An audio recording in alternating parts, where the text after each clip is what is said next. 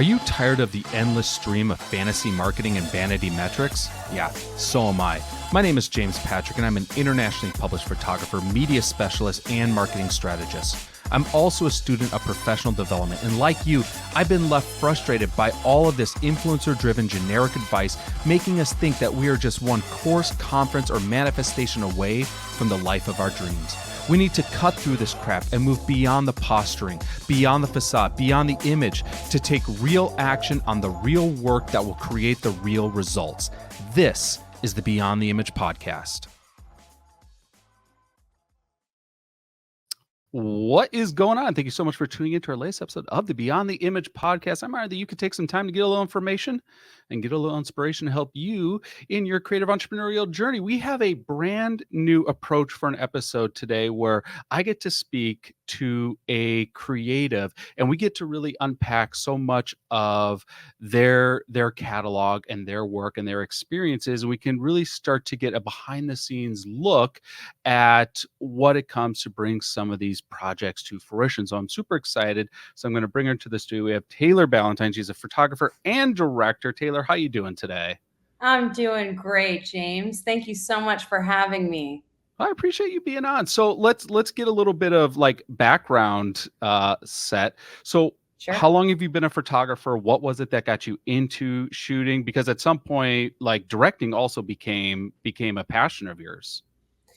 Yeah, so it was kind of a funny start. I started when I was 13 years old, and I started my own business when I was 16. So what got me interested was it was actually my parents that said, listen, I grew up in California, and they said, look, we don't want you wasting your summers away on the beach smoking pot with the kids. So you're going to have to find something to do. I don't want you walking around this house looking like you don't have anything productive to do. So they said, try to find some kind of a summer school course or something like that. And I was like, oh man, I don't want to read. I don't want to write on my summer. So I was like, oh, photography, that's easy. Take pictures all day. That'll get them off my back. And I went in and I took my first class and I fell in love with it. And I actually called my mom in literal tears. And I was like, I figured out what I'm going to do for the rest of my life. And that's how it started. That is so sweet. And I wish I wish I had a similar entry, because the first time I ever picked up a camera, probably the same age, I immediately was dissuaded by my father, who says, well, it's a really expensive hobby. And my first photo class did not go well at all. And I was in college and I had to take a photo class. I was a journalist. And they're like, well, you have to learn photography in case you ever go out and take photos to go with your articles, and did not go well. But that eventually, that is what led me into photography, was actually journalism. When I'm looking at similar background, your client list, you've worked with, we're going to talk about some of your work with Sports Illustrated, but Pepsi, Kelly Clarkson, Blake Morgan, Lone Star, Rebel Road, so many large brands. When you were starting out, because it's so interesting to think about where we are at the present moment within our career, and then to kind of go all the way back to the beginning. Is this what you were manifesting? Is this what you're forecasting? You're like, I want to shoot for the biggest brands. I want to shoot for these iconic titles. Or did you see a different path as you were kind of going through this newfound passion? Great question. For me, when I first discovered, after my first couple of classes with photography, and the one thing that I always wanted to be was a fashion photographer. I admired the Mario Testinos and the Stephen Meisels and Patrick DeMarcheliers and Peter Lindenbergs. And I just was like, oh my gosh, they create such beautiful imagery. There's such character within these images. It tells such a powerful story. There was so much expression, so much play, so much fantasy, so much escapism within their images. And there was just something timeless. You never knew what era or time frame it was. Mhm. And it was just something that always, it just helped me escape. And I was like, that's what I want to do. That's what I want to be. I want to move to New York and I want to become the high fashion photographer and shoot for Vogue. And none of that happened. But it was, what it led me to do is it got me to build a book and a portfolio and a level of interest. And I ended up working, I needed to go find work. And so I ended up finding some work. One of my mother's friends owned a store in Vegas, Okay. and so they needed advertisements. And I was in school. I attended Brooks Institute of Photography, which is a very reputable trade school for Mhm. photography, and they really hounded it in us. I mean, in terms of the technical aspects, and I learned, I mean, everything there is to know technically from this school. And then eventually I ended up transferring to New York and finished out at School of Visual Arts, which was also an incredible program. And that program was more, I want to say it kind of awakened me as more of a storyteller and awakened my artistic intellectual side, right? It wasn't really just about making pretty pictures. It was about making sure they had something to say. And so I think between those two, uh, that type of combined training, plus, Hard Knock School of New York City for 12 years, all that training really helped me find my way through, my love for fashion and then falling into sports. And then eventually, really became more of a journalist in all of these different formats. And that ended up transpiring into being able to work with all different types of brands, people, whether it was music, whether it was fashion. I ended up doing high fashion stuff. I ended up shooting the cover films. So that was, when I started exploring with video, instead of doing the cover of Vogue, I was doing the film covers of those magazines. And that really, the story aspect and going, oh my gosh, I have 2 minutes to tell a story and not a single image. Oh, this is so exciting. And so I started falling more and more in love with it. But yeah, it was actually my mom's friend who owned a store and made me a deal. And she said, I'll trade you a publication for giving you a shot to shoot a professional shoot. And so that was kind of my first gig. And so from there, she actually took me to this. She would go to the LA markets, the fashion markets in Yeah. Los Angeles. And so she'd take me to the Cooper building and she just said, look, this is where all the showrooms live. This is your client list. You're looking at 300 showrooms. That's your client list. And so I went back there on my own and I took a notebook, little piece of paper and a pen. And I literally, I think it was graph paper, if I remember exactly. And I wrote my name and number down, and that was my business card. And I ripped it out of the notebook. And I literally, I'm not kidding you, I went to every single showroom. I went to 200 showrooms and 8 people called me back. And that was my first client list. And they were all like ready to wear brands and stuff like that. My first, my clientele was fashion, ready to wear base. And I went about halfway through Brooks and then I transferred. So I was there for about a year and a half. And then I moved to New York, made the switch and told all my clients I was going to New York. I got hooked up with some of the showrooms over in New York and kind of did the same thing Mhm. until I had graduated college and I was looking for any and all jobs. And my dad had a friend of his that was doing a film in Brooklyn. Both my parents work in film. My dad's a writer. My mom's an executive producer for film, and she specializes in visual effects. And so I grew up around the film industry and in and around creatives my whole life. And and I always lived in sort of an independent entrepreneurial household. So there was never any downtime. It was always find something to do, figure it out, make it work, make it happen. And my dad's biggest lesson to me, both my parents' lesson to me was, look, you can spend 20, 30, 40 hours a week making money and then try to go do your passion on the side. Or you can figure out a way for that survival job to somehow be connected to your passion. And if you can figure out how to do that, then that 30, 40 hours a week is being spent on the thing you care about, not the thing that's taking you away from the thing that you want to get back to eventually because you're so tired of the shit that you hate. What You know, what a and beautiful motivation. yeah, and it was that lesson that I kept reminding myself. So I was like, okay, every job I get has to, no matter how distant, has to somehow be connected to what I want to do. Mhm. Um, and I found a way to do it. There was probably a 6-month period where I did the whole waitress bartender thing, and I was like, oh no, this isn't going to work. Not for me. So I had to hustle and scramble and figure out other ways to supplement my income and keep it within my world. And so my dad had a buddy that was doing a film. I got on set. It was The Beaver, actually, the Mel Gibson and Jodie Foster movie. Mm. And there was a set photographer that was there named Ken Regan, and he was a very famous photojournalist. And he shot everybody from the Rolling Stones to Bob Dylan, and he was a major unit photographer for filmmaking and television. And so he had like an archive of 3.5 million images, and he had also done a lot in sports as well.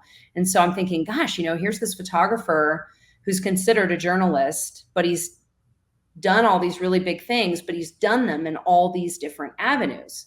And I was always taught, pick something and pick that lane and go for it. And so seeing a successful, reputable, legendary photographer that's had this incredibly extensive career, he's touched on everything.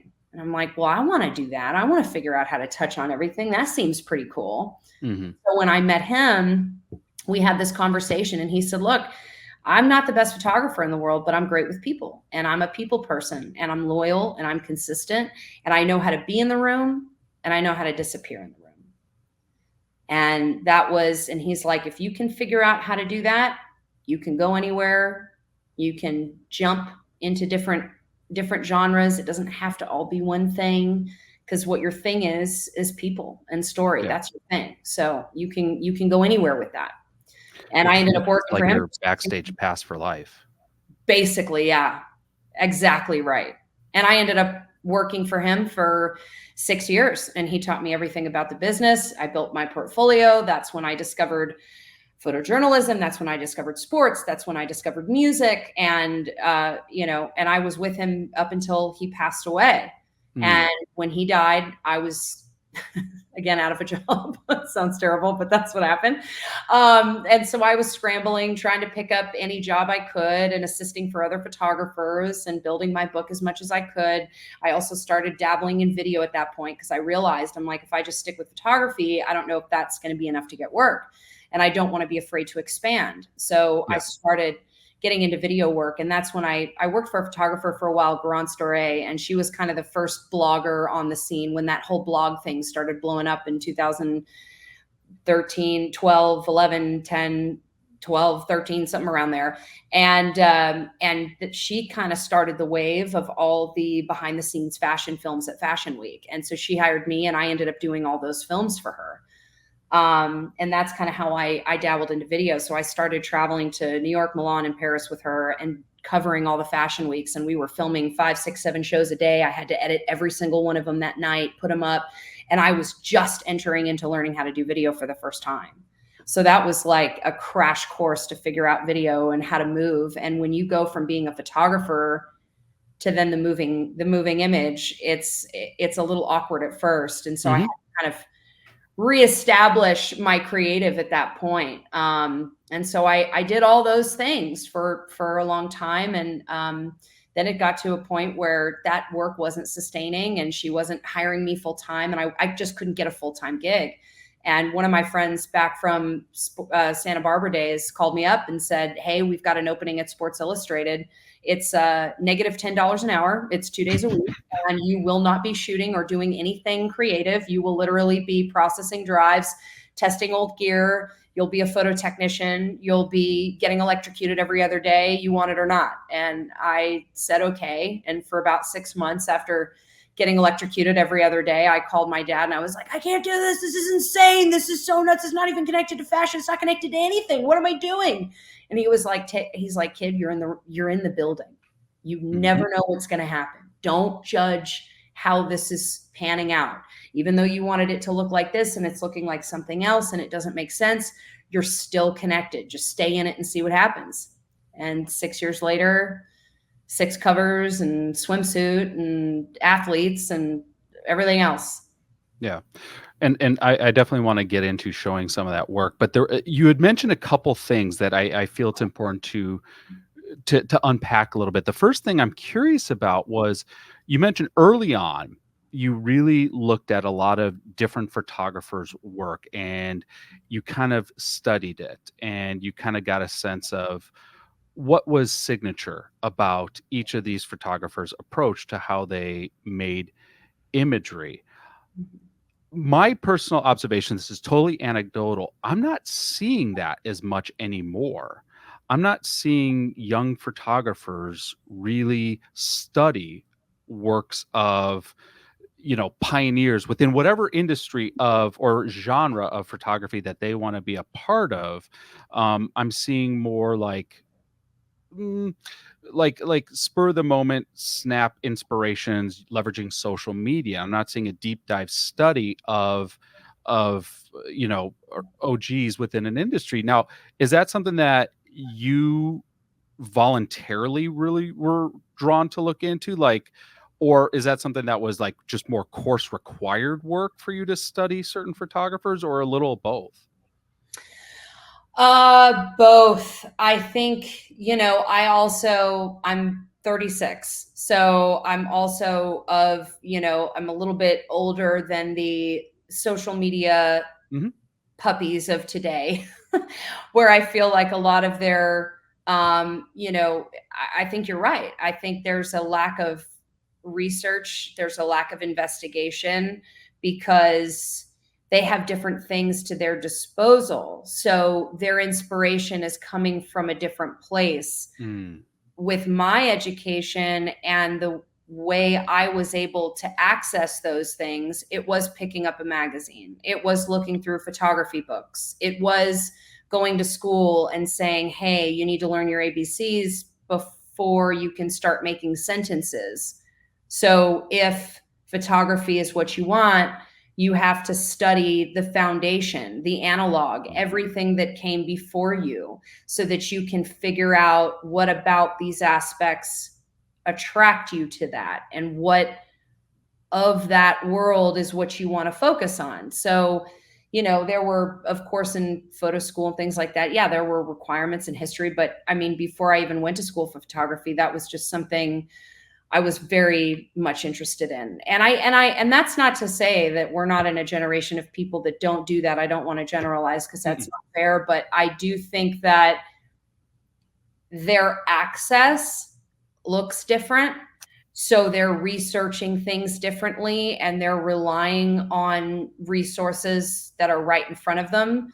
If that resource, I think, was right in front of me or you, we probably would have gone about it all differently. But I do Mhm. think that I missed, I'm glad that I got both sides. I'm glad that I'm at that age where I got to experience that analog way and then this way, because now because in my earlier years of trying to discover things or find things, it was harder. You had to make a different effort. And so when I'm looking for inspiration, and because I have that foundation and I'm thinking of those things, I can quickly research something or find something on, and I can really find archival stuff, whether it be through YouTube or Instagram, and it Mhm. makes it almost easier and more accessible. And I see things I never would have seen otherwise. Right. So I feel like I'm getting the best of both worlds. But yeah, I think there is definitely a lack of that for Yeah. sure. The other thing you had mentioned that I had taken note of was in the LA district when you went and you met with 200 plus Yeah. commercial vendors. Um, when I'm talking to lots of photographers and I get questions about how I procure certain media clients or editorial clients, I'm like, well, I go to New York and I spend a week in New York and I run around town with my book and I try to schedule as many meetings with whoever will open the door for me and sit down with me for 2 to 5 minutes to just talk That's so about what good. I'm passionate about, and that's how I've landed a substantial number of my national or international clients, and that, once you make a relationship, that could open up other doors, etcetera. But, I mean, that's exactly how I met our mutual contact, Brad. Was I went to New York and I called him up and I said, "I'd like to meet with you." And, that was it. Um, and that seems to mystify. They're like, "Well, that seems like a lot." I'm like, Well, yes, intentionally, it is a lot."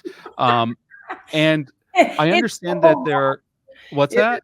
I said it's so much. It is. I mean, Mhm. to me, it's like but like I grew up with cold calling. You know what I mean? Like to Yeah, find a job. Like that's what you yeah. did. Like you physically knocked on the door, and if nobody picked up the phone, you drove over there. You walked over there. You took a train there. You just did that. And I don't. I think now there is a different level of expectation, and there is a lack of a certain type of work ethic. And so for me, I was raised under a specific work ethic, and I also learned. I was very lucky. I mean, I did exactly what you did. I knocked on the doors. I begged them to let me work for them for free. There was no salary involved. That was the other thing. I feel like interns today, they're like, so I don't know anything, but is my starting 70? I'm like, what? I'm like, okay. Well, I would hope you would come with some sort of packet of skills before you ask for those things, but sure. But that was, you had to put in what is it? I feel like now it's beyond that, the 10,000 hour rule. But I feel Mhm. like now I've put in my 100,000 hour rule, and I'm still learning so much and still making big transitions, and still do that. By the way, I still do the cold calling. I still knock on the Mhm. doors, because that's the connection piece that I feel like you can't get otherwise. I Here's something I'm super curious about, because my number one thing, if I want to develop business, it's I call it manual outbound, manually reaching out to the clients we want to work with Yep. and introducing ourselves and demonstrating what we can do for them. Like, number one thing, it crushes anything else I could do, whether it's email marketing, advertising, look, but no, manual outbound generates more business for us than anything else. Here's the question though, because I do think some of this is generational. It Yes. feels different for younger professionals who are entering into the workforce to fly across the country and to pick up the phone and to knock on doors and to try to meet with a lot of people. That seems alien by contrast of what they're used to when they are in the roles of the creative director, the photo editor, the art director. How much is that going to shift our approach in regards to trying to forge those relationships? That's something I'm curious about.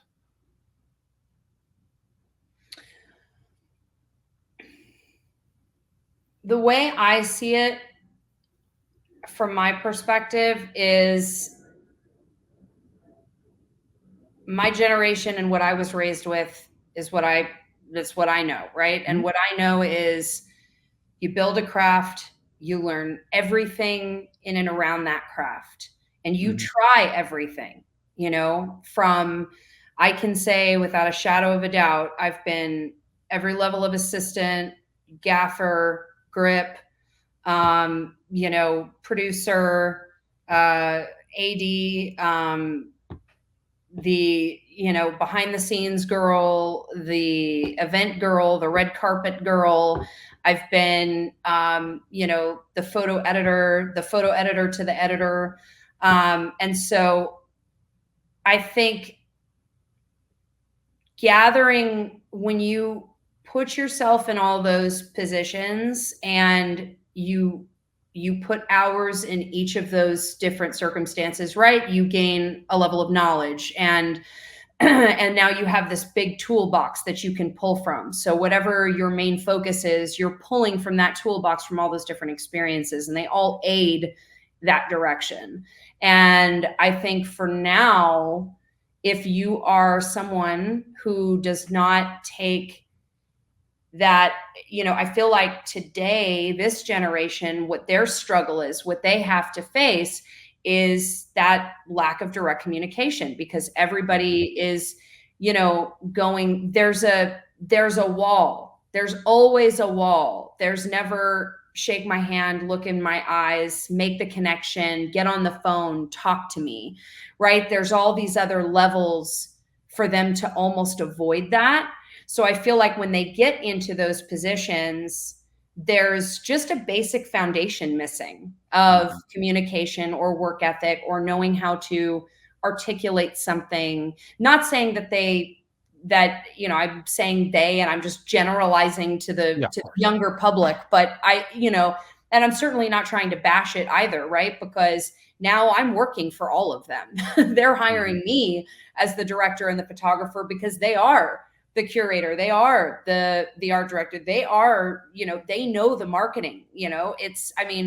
I had to expand my business quite a few times to stay ahead, because I watched so many mentors of mine and photographers that refuse to evolve, and now they're not working. Yep. And that body of work of theirs can't compete with any of us. We can't even compete with that, but they have refused to make specific changes, and they don't want to answer to that younger generation. So they're like, bye. But I'm also like, okay, well, that's fine. Hopefully you have enough, a brick of money to fall back on. And if you do, fantastic. But if you get to avoid all of this, woo-hoo.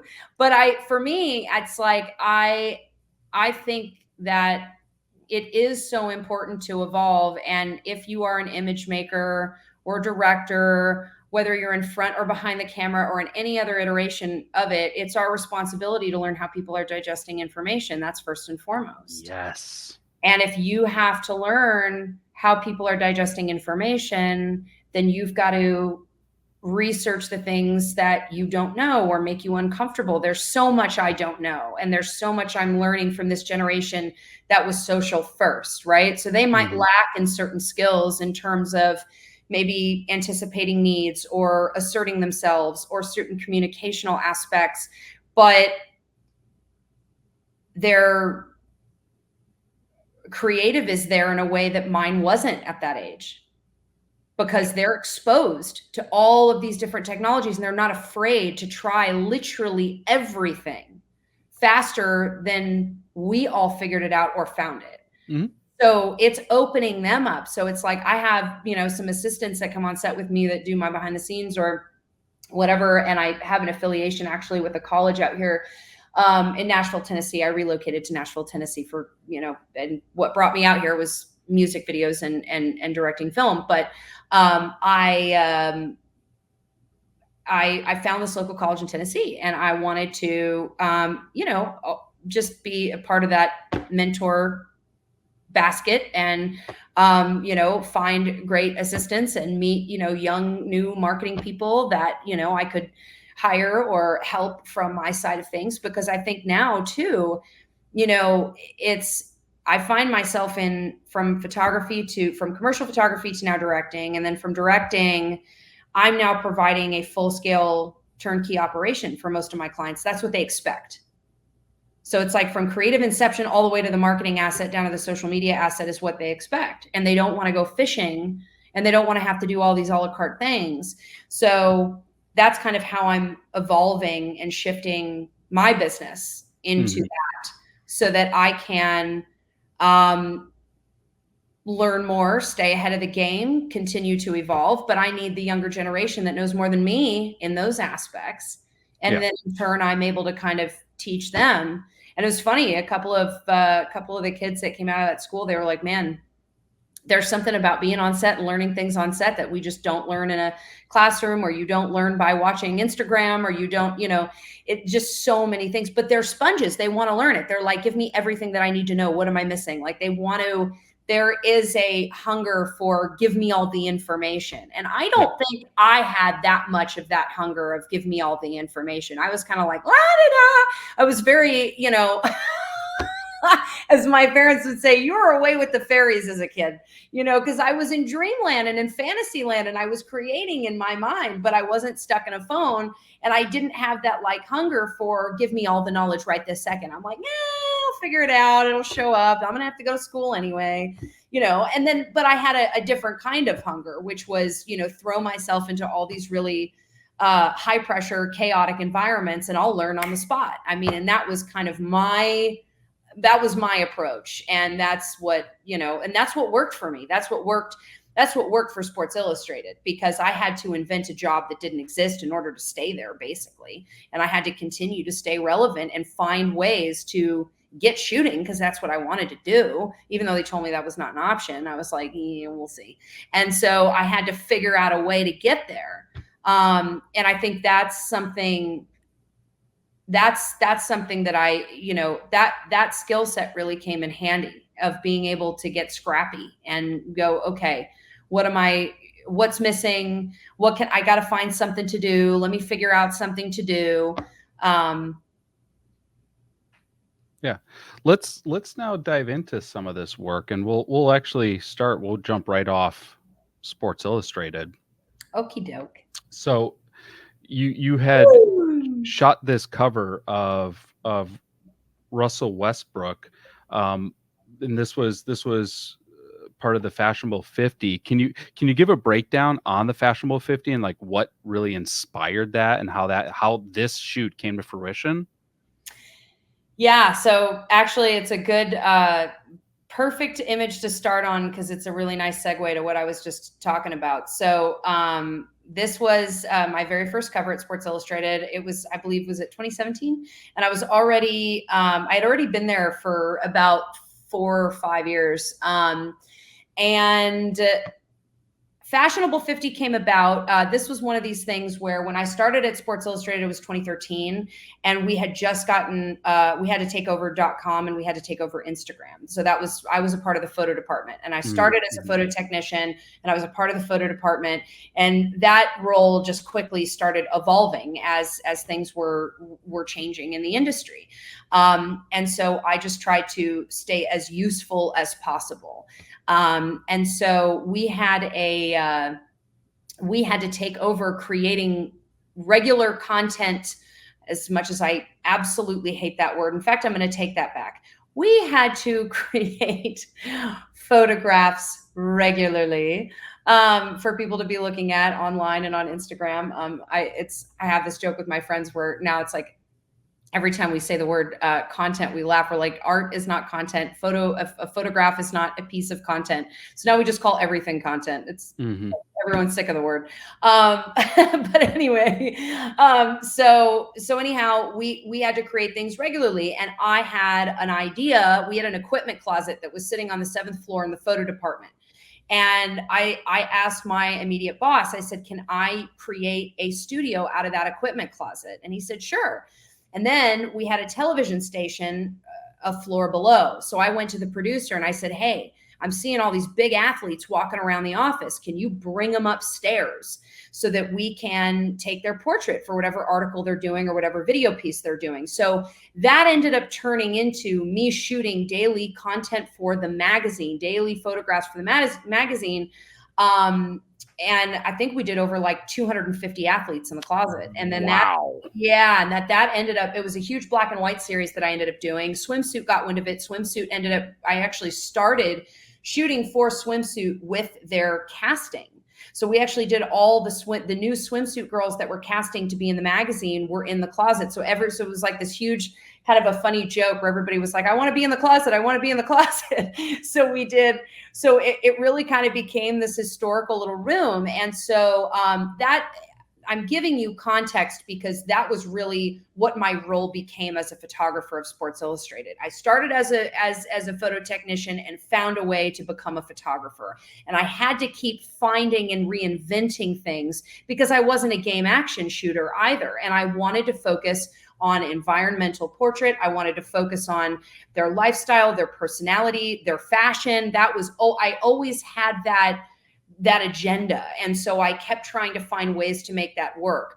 Hence the Fashionable 50 project. I went to, we actually had a big meeting in the office one day, and the managing editor was like, guys, we are just tanking. We need good ideas. We need big ideas. We need to figure this out. ESPN had come out with like the body issue and all these different Yep. things. We were like, what can we do? What's our big idea? What's our big idea? And so I had two ideas. One was my Fashionable 50, and the other was what ended up becoming, in her own words, for Sports Illustrated Swimsuit. But for Fashionable 50, I went to my managing editor and I said, look, I said, you know, I've been spending a lot of time with these athletes and having a lot of conversations with them. And these guys have, I mean, if we need to generate revenue for the company, and if we need to figure out a way to create more, you know, generate more interest in the magazine, why not have a fashion magazine for Sports Illustrated and highlight the top 50 most fashionable athletes in the world? And so we created Fashionable 50. And so for the first couple of years of Fashionable 50, I was shooting the majority of the book. And I had one of my best friends who's a celebrity stylist, and she's just absolutely incredible and has an unbelievable eye. Her name's Jamie Frankel. And I called her up and I said, listen, I need you to help me style these athletes. I need you to help me find some locations. We're shooting this all for the inside of the book. It's a brand new thing. We don't have a lot of budget, but we got to get scrapping. We got to figure out what to do.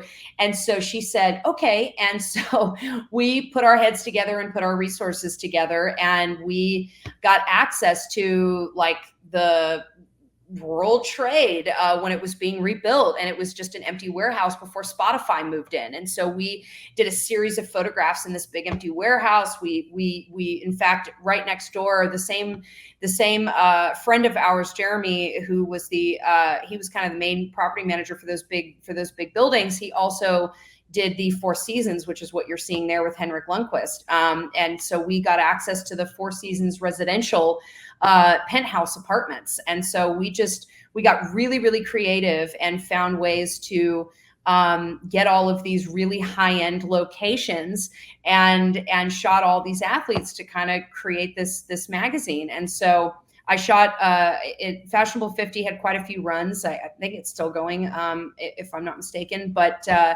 the third or fourth run was when I got my cover, and my managing editor gave me that Russell Westbrook cover, and that was a national cover. And I was I think I'm one in less than 10 women to ever receive a national cover in the 60-year history of SI. So that cover always makes me smile, and it was a really, really big accomplishment.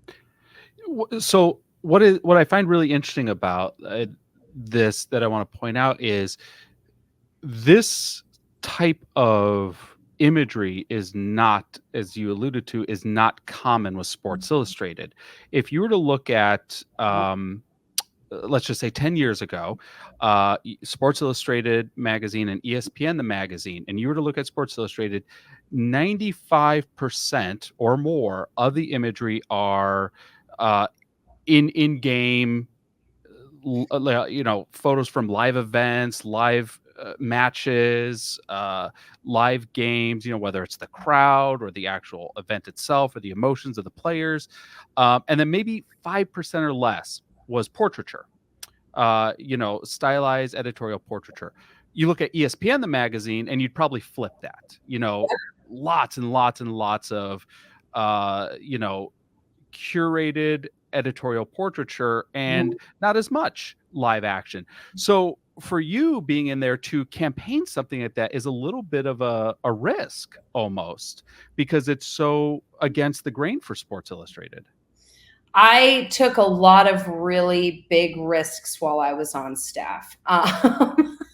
Somewhere I look back today and I go, ooh, I can't believe I got away with that.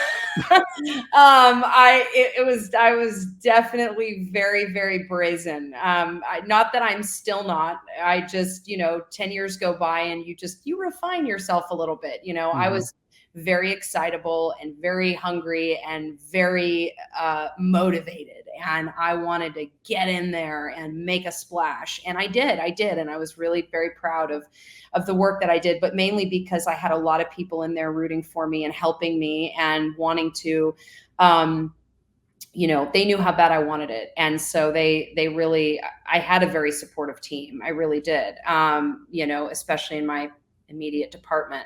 But this was really a fun shoot. Russell, I got 1 hour with Russell. That was the first time I'd ever gotten that kind of time with an athlete. Every other image that you will probably see of any athlete that I've ever photographed is most likely 2 minutes or less.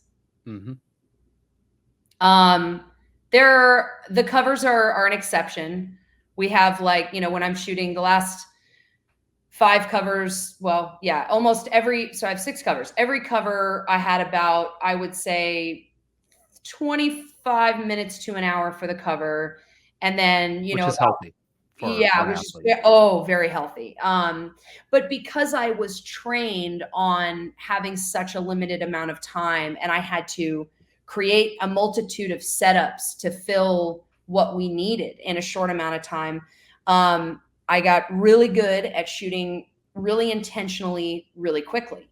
Mhm. And also working with really abstract environments. I mean, that was the other thing. I was never, whether I was in a closet that was, I don't know, uh, an 8x8 space, or I was in a conference room and had to set up a 9-foot seamless with tables that were locked in the center. And I had to figure out a way to create a portrait of, you know, 20 NHL players, and stuff like that. So I was always in these really, confined spaces and really difficult environments. But we had a big gym that was in his, we flew to where his their practice space was at the time, and that was the gymnasium. And we set up a seamless, and then we shut all the lights off and did that really cool shot, which was really fun. I wanted it to make it look like a lake. I didn't pull it off as well as another photographer, which I'm obsessed with him. Greg Nelson. He is one of the best basketball photographers.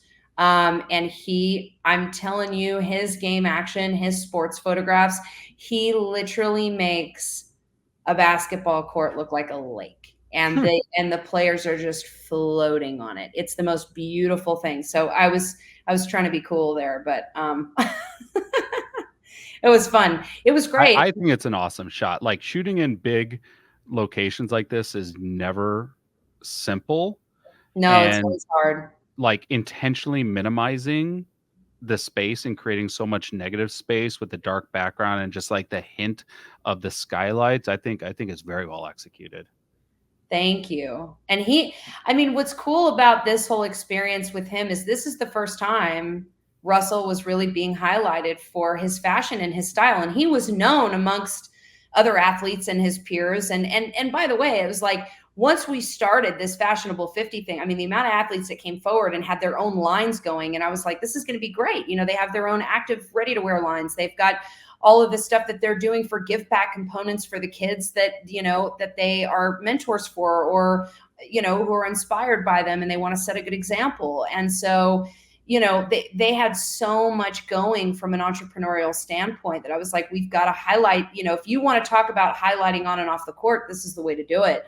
And really express, let them express themselves in a completely different way. And they were all really into it, because what's funny is when I photographed, after you photograph about 250 athletes, you get the idea that they just don't like it. They just don't, they have no interest. And so they're like, why am I here? Why am I doing this? Especially when it's press. But when you make it about something that they're excited by, it's like a whole new person emerges. And we were able to get all this stuff. We did that with Venus Williams, too, with her line. And it was just great. So there's just so many What you fun brought things. up, I think, is a critically important fact that I think anyone who's not worked with athletes may not understand, which is they're not necessarily models. and they might not necessarily want to be on camera, be comfortable being on camera, or be good at being on camera. I remember I was working with at the time he was playing for the Diamondbacks, but AJ Pollock, and it was like a day or two after he got blasted on Twitter for having like the worst media photo ever taken of a athlete. Like he just looked like, Gomer Pyle.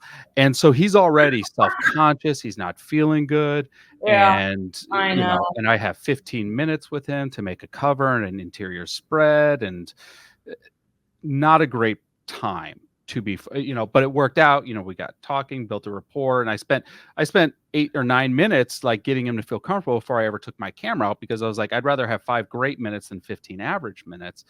But what has been your approach to like navigating this? Because you have to make the image. Like it's you can't blame the athlete. Well, they were in a bad mood, and that's why I didn't get a No, great it's your shot. fault. No matter if you don't get the shot, it's all your fault, no matter what. So I how do mean, you help bridge that and get them to feel a little more comfortable, or be a little more expressive, or to trust you as the image maker in this?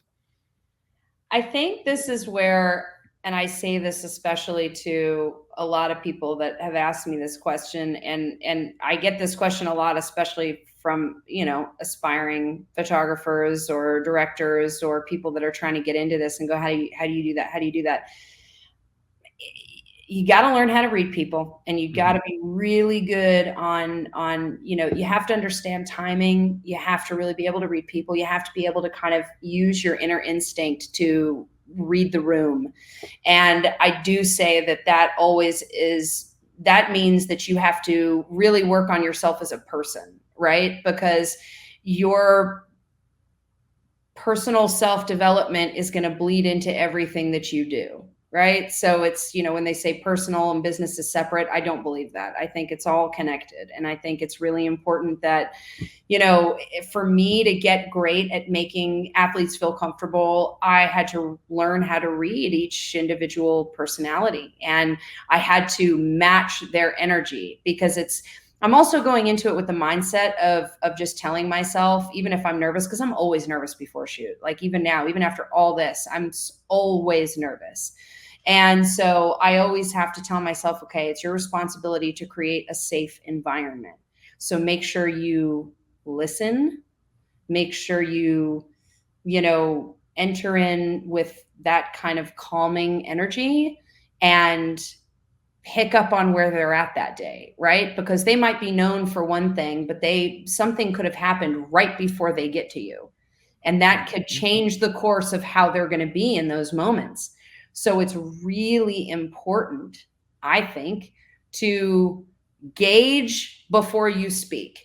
Just read the room, feel it out, see where they're at, talk to them, look them in the eye, have a conversation, be human, before you start whipping out like you do, before you start whipping out gear. And I think that's the other thing I always say, like, especially in these, if you are, in a position where you are photographing someone of high station and influence or of a big talent, make sure you have good help, because when you are supposed to be the person that's engaging and you're fussing around with gear and whatever, I mean, we all got to do what we got to do in terms of lighting. But I always tell, like, if I'm on a small, if I'm one man banding it, and I have to, because that's just the assignment, I Mhm. will be very communicative about what I'm doing when I'm doing it, so that when I'm speaking to them, I'm always present, right? Like I watch other photographers do that, where I'm like, you are fussing with your crap. You're banging and clanging shit around. It's intimidating. It's annoying, and I feel like I'm an afterthought. Like, take the time to make that individual connection. Okay, actually, now I have to go and set this up. I'll be back in 5 minutes. I'll come check back in. Whatever it is. Mhm. But I think that's a big thing, is just read the room, gauge it, be present, and have fun and match their energy. If they're excitable and fun and joking around, I match that energy. If they're quiet and are like, I don't want to speak to you, then I say the bare minimum to get what I need, and I just stay very calm. Mhm. And I've had a range of athletes. I've had a range of experiences, and not just with athletes, same things with models, celebrities, actors, musicians, same stuff. I mean, you just, at the end of the day, they're all people. Yeah. and and some of them, are going to be a better mood than others. Some of them are, going to be more into it than others. And I love it. I love it when they're into it, because then you get more time and you get to have more creative play and you get way more out of it. But you got to do the assignment no matter what, right? So it's just Mhm. finding that to do. So that's how I approach it. But Yeah, I don't once again, total anecdotal. I don't know why, but I've always had the most success with NFL players. For whatever reason, they just seem to be the most excited to make photos. hockey Um, players are really difficult. They're very what's tough. that? Hockey players are really difficult. I've had a lot of luck with hockey players. I've had great luck and beautiful images, but I will say they are energy wise, they are the least talkative. They are way more reserved, which is Yes. funny. So I'm like, on the ice, you are literally just breaking faces and teeth. And that's awesome. But like, then you get into this environment, you're like, what? What? Here's what I found that's interesting about hockey players is I find they're on one of two ends of the spectrum. You have like these great veterans. Like I had an opportunity to work with Shane Doan. He had a legendary career with the Winnipeg Jets and then the Arizona Coyotes, and had an amazing time. It didn't have a lot to say, but incredibly pleasant energy to be around, and so willing to trust what we were trying to make, and we made some really cool shots. So that's one end of the spectrum, and then the other end of the spectrum is I just worked with, like, he's 19 years old. 19, and he's the rookie of the year. 19. You got to Like, remember he's a 19-year-old kid at the end of the day. yes, yes. And I this mean, is that's weird. the This thing. is like his exact feel is like, I feel like I'm taking school photos. I'm like, yeah, that makes sense. You would. Yeah. Well, Like, this is what's so crazy about that, because I'm again, I hate, I don't mean to be generalizing, because I've had, like, PK Subban was just probably one of the most fun photo shoots ever. He was so excitable and we had so much fun, and we played mhm. and we laughed and we joked the entire time, and he was super into it. And and then I had, the regal Henrik Lundqvist, and it was just like, you don't ever, I mean, that man is so beautiful that he doesn't have to say a word. I'm like, you can just be silent and just stand there, and I'm like, it's just amazing. It's just great, and he's more um uh he's less expressive in that regard.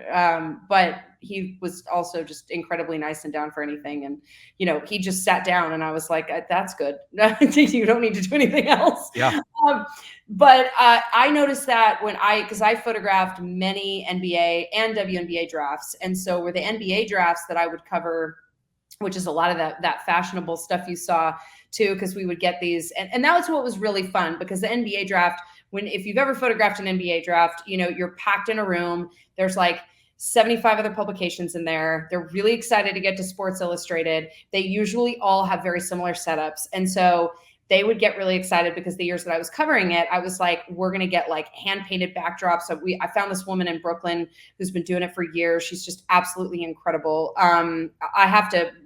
I'll have to plug her little thing in here somewhere, because she's amazing. If you're ever looking for hand painted backdrops in New York, she is the best. She does all of Annie Leibovitz's stuff and everything else. But she gave us these beautiful hand painted backdrops for many of these fashion shoots. I did it for the Lewis Hamilton shoot. That was one of her painted backdrops. And at the NBA draft, we did that. And so they got really excited, because they were like, oh man, we're going to treat this like a fashion editorial. And of course, all the NBA guys, during the draft, they get super, super dressed up, and these are like 19-year-old kids, and they just scored $1 million deal. And so they're going from walking off that stage of, they walked in, fighting puberty with pimples on their face, and they walked out with $1 million deal with about 75 people swarming them, and with all this attention. And you can just tell the look on their face is like, so trying to create putting together an idea where they can kind of disarm and have fun and, make it feel more like GQ than, Mhm. pose with the basketball, kind of thing. So that made him into it a little bit more. I And we want got some to cool stuff because their outfits were unbelievable. I want to also talk about um, your campaign in her own words, because that's something that you invested so much in. Oh You yeah. mentioned this kind of came off the heels of the fashionable 50. Yeah, Um, it was actually kind of done almost simultaneously. And I oh, got okay. the national cover in 2017, and then I got the spread for In Her Own Words in 2018 in swimsuit. And it was MJ Day gave me I think one of the largest spreads in the magazine that she had given to um, any photographer, or at the time anyway, or at least I was one of.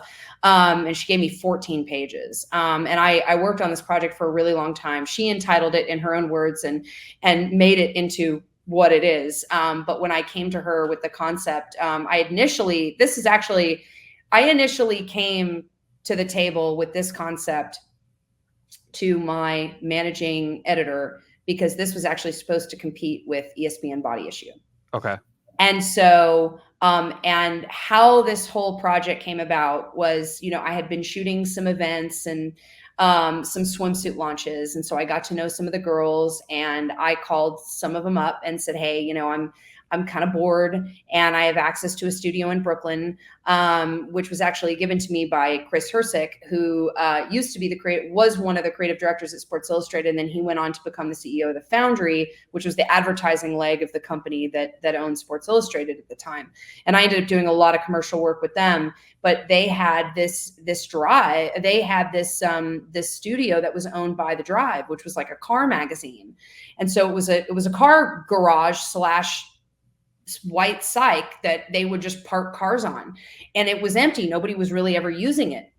And Mm. Chris saw me shooting in like this tiny little closet, and he's like, damn, we got to give this kid a little more space.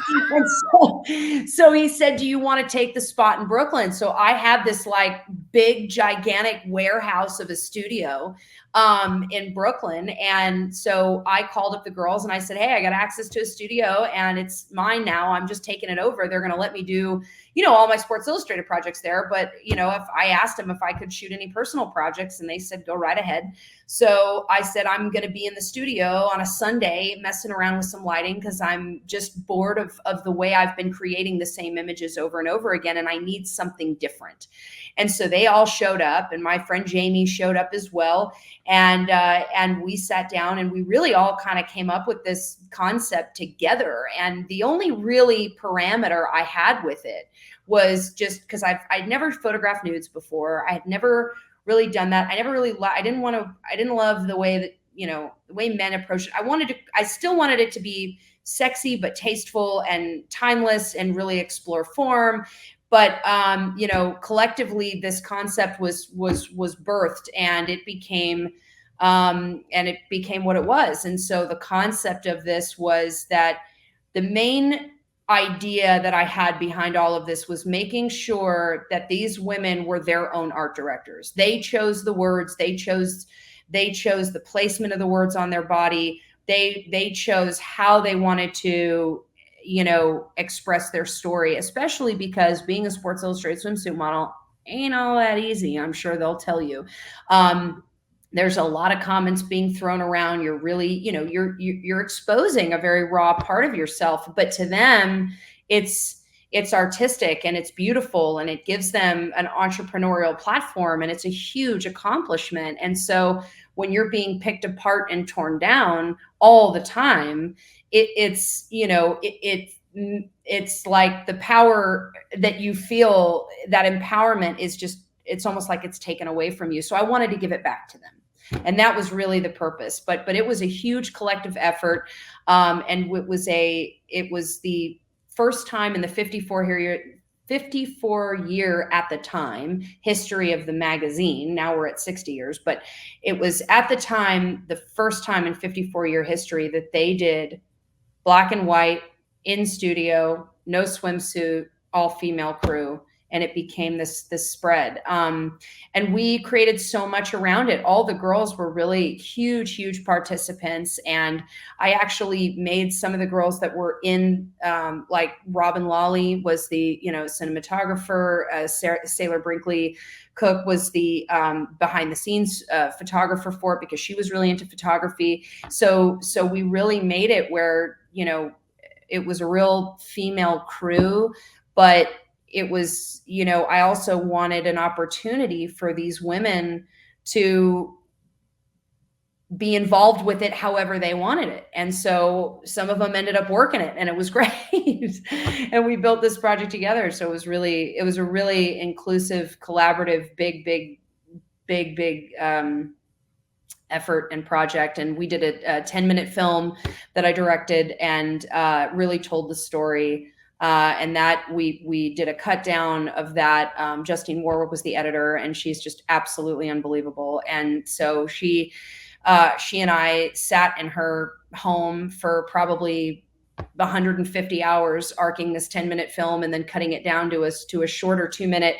And that got into Cannes Lions Film Festival, which was fantastic. And this project went everywhere. It was on Good Morning America and ABC Nightline and Vanity Fair and Vogue. Everybody was talking about it and commenting on it. And it was all on the heels of the Me Too movement. And so everybody thought that this was Sports Illustrated Swimsuit's response to Me Too, which in fact it was created years prior to that. And it was really about giving these women a voice to stand up. But it was a really tricky, interesting time for, when MJ made the decision to title it and really develop the as I would say, maybe the artist statement behind it. And she really blew it out and made it what it was by putting it out where she did. And the timing of when it was released, that was all, it was really interesting timing. And like Ali Raisman, she was getting off the heels of the Larry Nassar case. And I'm going, you want to get naked and do a photo shoot? And she was like, hell yeah, I do. I want to take back what's mine. And, and that's, why she wrote Survivor across her chest. Then we had, MJ really, we really thought out the casting and really what we wanted this project to represent. And we wanted to make sure it was really an everybody project, every age, every body type, every type of woman. And so, it became what it was. Paulina Porskova being, one of the stars of this project. She wrote Truth across her chest, which was like a really big, huge moment. And it really broke the project. I mean, it was awesome. And because everybody was picking multiple words, and Paulina came into the studio. Actually, MJ called me. It was around Christmas time, and she said, I secured Paulina Porskova for you. She's going to do it. And I went, you got to be kidding me. And she goes, yeah. She goes, the only thing is she's available like 2 days after Christmas on like the 27th. And I said, okay. And she goes, can you get to the studio and get everything together by then? I said, oh, you got it. And so like Christmas Day, I just packed up my shit, went back to New York, got the studio ready, and the heat broke. It froze over. And so Paulina walks in. Here's Paulina Porskova. First time I'm meeting her. She's supposed to get naked, figure out what words she wanted. So she walks in, and I'm like, and here I am trying to follow my own rule, don't panic, don't run around, talk to her, engage. And it was about -7 degrees outside in Brooklyn in a giant warehouse, no heat. And we had space heaters huddled around the little psych, and she did that. And I was like, what a champion. But when she came up to me and we were talking, and I said, she said, how does this work? And what do you do? And what do you pick? And I said, listen, you can do anything you want. And she goes, well, I only have one word that means anything, that means everything to me. There's only one word. I don't need to say much else. And I said, what is it? She said, truth. And I said, okay. And where do you want to put it? She goes, right here. And I went, okay. So then I had to call MJ and go, can we do that? Will that release? And she goes, as long as the makeup artist can figure out a way to cover up her nipples, yes. And I went, okay. And we got the green light. But that was an unbelievable, every photo, every shoot that I had, like every person that I photographed, we did an interview with, we had an intimate moment with. I mean, it was just, I got so connected to each one of these women. They were so honest. They were so open. They were so collaborative. They were so raw. They were so real. And I was just like, wow, I was in such a privileged position that they gave me that amount of trust. And it became this really beautiful body of work. And I'm so proud of it. And I'm so proud of everybody that was a part of it and made it happen. And it's a personal project turned into something big and real. Mhm. And that really, really made me happy. Did you always foresee this being monochromatic, or was that a decision that came after you were shooting it? Yes. It was always in my head that I wanted to be black and white. I wanted to be nude. I wanted it to be simple. I wanted everything stripped. So the That was focus is always, just on their faces and the words. yeah. That is amazing. Yep. That was always I never saw it in color. Even before this project became what you're looking at, because I didn't have this idea in my head when I walked in the studio. This was a collective of multiple, a group effort to make this. But I personally knew that I wanted to explore with nude, and I knew that I wanted to explore with form, and I knew I wanted it to be black and white, and I had a specific lighting technique in mind that I wanted to try. And so that was, in fact, I was actually studying a lot of old Peter Lindenberg stuff in the early days, and some Herb Ritts, and just saw the way they attacked black and white and female form. And I just thought, I want to try something like that. And that's really where that inspiration came from. I also get a lot, and just because we're talking about photographers that really inspire me, is Cindy Sherman, and her self-portraiture, and how everything, like her very early work looks like, old film stills. And that's the type of photographic approach that I've also taken to a lot of the stuff that I did at Sports Illustrated for many, many years. And I think that's, I became that,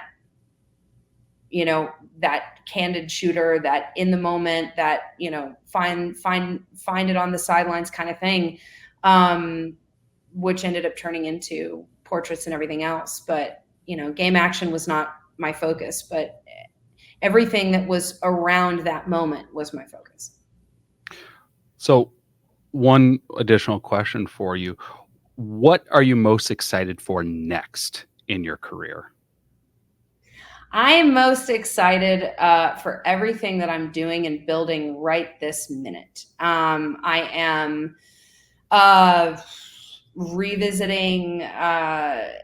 I'm talking to a few agencies right now and revisiting getting back into working with athletes on a commercial level and their brands, which I'm really excited about. I've been doing a ton of music videos and films, and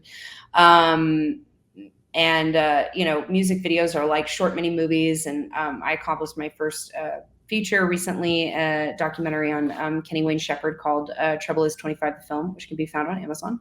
The Coda collection of the music section of Amazon. And if you happen to fly United Airlines, you can watch it on United Airlines, apparently. But yeah, I'm most excited about everything that I've been evolving into as a director and a storyteller. And I've in the last couple of years that I relocated to Nashville, from music videos to these feature films to building a media company to starting a mentorship program that's going to be coming out soon. I'm working on it, and I'm very excited about it. I've done a couple of in-person workshops, and really taking everything that we've talked about, really, and compiling it into a workshop that's structured in such a way that allows you to focus on concept inception all the way through to the final asset, and making sure that story is aligned all the way through. And it's everything that I'm learning right now. And so I love shooting stills. I will always be that still photographer, and I will always do stills. That's not like off the table or anything. But I think me being excited about directing and getting a chance to do that and explore that at this stage is kind of scary. You know, it was scary to make that decision 3 years ago and go, okay, so you're choosing this now. So there was a lot that had to be developed and rebuilt. And that was definitely a risky choice. But I've never not taken really high risks in my career when it comes to my passion, and I'm all in. And usually I figure out emotionally that there's a sacrifice later when I'm halfway through and I'm like, why did I do that? But it's like, but juice is always worth the squeeze. So it's been really challenging, but I have learned so much. And being a director has made me a better photographer, and it's made me better with lighting, and it's made me better with composition and intention behind a picture and what I want out of it and how I'm going to go about doing it. I plan things differently. I set things up differently. I use different lighting techniques I never played with when I was strictly doing, commercial photography. And everything that I did at Sports Illustrated, I even felt like I look at that body of work and I'm super proud of it, but I'm also like, wow, that was a really one-way approach. And I'm starting to already feel like I've grown past those images. Now, like when I look at some of my recent work from the latest covers and the way I approach photographing athletes, like some of the newest stuff that I did of Angel Reese and Libby Dunn and the US soccer and, those types of styles of portraits, I can see my cinematic lighting techniques. I can see my angles are changing. I can see the way I'm approaching images. Maybe nobody else would notice it. Maybe they'll be like, yeah, it looks like a Taylor photo, or, oh, that looks similar, or, oh, the whatever. But like for me, I'm noticing these really big, aggressive changes because of this influence. And it's, when you can throw yourself into different creative cultures, it gives you the opportunity to reinvent yourself and reintroduce yourself to creative and stay fresh. I love that. I could quite literally speak to you all day. Well, you too. It's been so fun. I really appreciate this. We're going to have to find a way to get you back on, because anytime, man. I now have so many more questions about what your forecasts are for, like, where editorial's going, where creative's going, and what we can do as creatives to stay at the fort. Okay, so let's just agree. Part one. We'll call it this is part one. Glad to have you back on. I know your website is in the lower third, but for those just listening to the audio version, where can listeners go to check out some of this work and be able to connect with you and stay atop of all the new projects you're working on? My website, taylorballantyne.com, which is currently being updated as we speak. So there'll be some new and exciting new work up there soon. I'm updating my reel and all my stuff. So I'm really excited. I'm going to be putting out a lot of new work really soon. So I'm stoked. And then my Instagram, Taylor B Photo. I did actually start a film one. So I have Taylor B Photo and Taylor B Film, because there were so many people, and I'm sure other people that are more social media whizzes than I, maybe they can give me some advice on this, but I chose to separate it out because there were a lot of people that didn't realize I was doing video and didn't realize I was directing. So I made 2 separate pages. So kind of a pain in the butt, but there's 2. Instagram's not made it easy for us. Yeah. I'm like, oh gosh, how do I do this? How do I set it up? But if you want to check out my video work, it's Taylor B Film, and my photo work is Taylor B Photo. So, and you can message me and I will respond. I'm good about that and connecting, and excited. And I'm super excited to talk to you more. And you are awesome, and your work is beautiful. It's just the same. Thank you. Yeah. Thank you so much. I really appreciate that. And yeah, you do. We'll make sure all those links are in the show notes, and just my sincere appreciation, gratitude for you jumping on and having this conversation. Absolutely a delight. So thank you. Thank you so much. And shout out to Brad for connecting us. Yes. Thank you, Brad. I think Brad was like one of the first guests I ever had on this show. And this is like episode 590 or something. So, oh my gosh. Well, I'm honored. No, I know this has been going on for a while. This is an awesome podcast, and all listen. It's awesome. And watch. But Brad was he was the director of photography when I started. So at Sports Illustrated in 2013. Well, Brad, that just means you're gonna have to come back on too, buddy. So we'll do a roundtable session. There we go. There we go. Thank you so much, Thank you, Shane. Taylor.